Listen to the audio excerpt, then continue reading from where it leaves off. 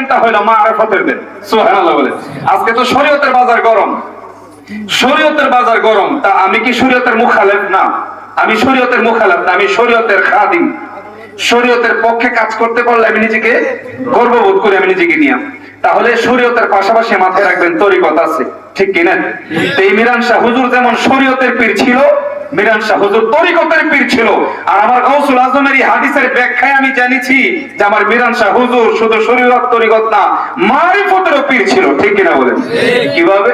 হুজুর এটাকে বলতে চাইছিলাম যে উনি 6 মাস বাংলাদেশে সফর করার পরে আমার বড় হুজুরকে নিয়ে 3 মাস তথা 90 দিন হুজুর গাউসুল আজমের রোজায় মুরাকাবা মুশাহাদা করতেন।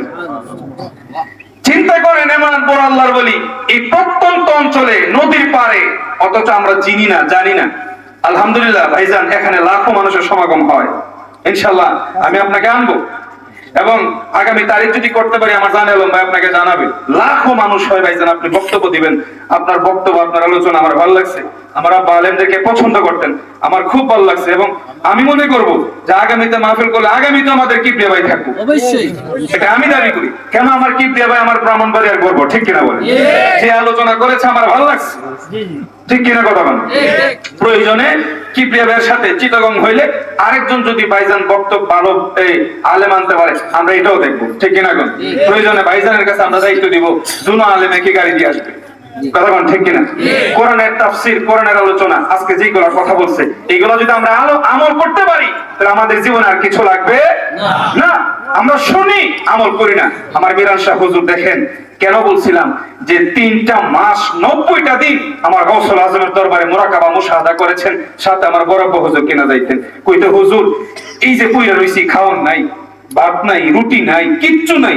মাজার এখন তো বাগদাদ শরীফ অনেক উন্নত হয়েছে, কিন্তু আমি কথা বলতেছি 1870-72 দিকে, 1880 দশকের কথা। আজ থেকে 160 বছরের সময় কথা বলতেছি। হুজুর আপনি না পারেন, আমি পারি না। পরে আল্লাহর কি অশেষ মেহেরবানি, মিরান শাহ হুজুর একটা রুটি দিয়েছিল আমার বড় হুজুরের, শুকনা রুটি।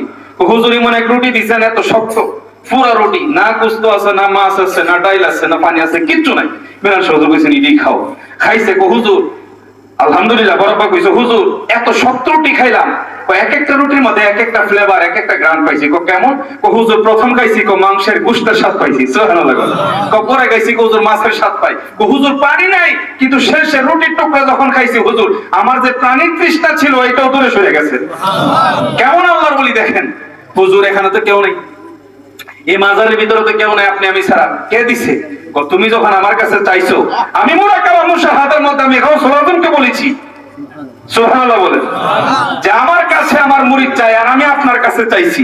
ফাইজাতুল আহমদিয়ার মধ্যে ইরফান শাহরামপুরে লেখছে দস্ত বাদস্ত বেলা ওয়াসিতা। মিরান শাহ হুজুর বলছে যে আমি রূহানি ভাবে হাত বাড়িয়েছি, আমার গাউসুল আজম আমাকে মুরিদ করেছেন, সুবহানাল্লাহ। এমন পীরের দামানে আমরা আছি, কথা বুঝতে পেরেছেন? দেখেন রুটি দিছে কে? তুমি কি জানো না কোন গাউসুল পাকের দরবার থেকে এই রুটি মিলেছে, আলহামদুলিল্লাহ। এই চিন্তা করেন 3 মাস মুরাকাবা মুশাহাদা করছে বড় আব্বা হুজুর কিনা। তো ভাইজানকে যেটা বলতে চাইছিলাম, এই মিরান শাহ হুজুরের বাংলাদেশের প্রধান খলিফা ছিলেন আমার বড় আব্বা হুজুর। আমার বড় আব্বা হুজুরের 2 ছেলে, মাওলানা নুরুল হক সাহেব, মাওলানা হাফেজ শামসুল হক সাহেব। মাওলানা নুরুল হক হুজুর এখন সার্টিফিকেট আছে ভাইজান, 1916 সনে কলকাতা মাদ্রাসা থেকে আরবিক, ফার্সি এবং মুহাম্মদুল্লাহর উপরে গোল্ড মেডেলিস্ট ছিলেন ভাইজান। এবং হাফেজ শামসুল হক সাহেব যিনি আমার ছোট দাদা হুজুর,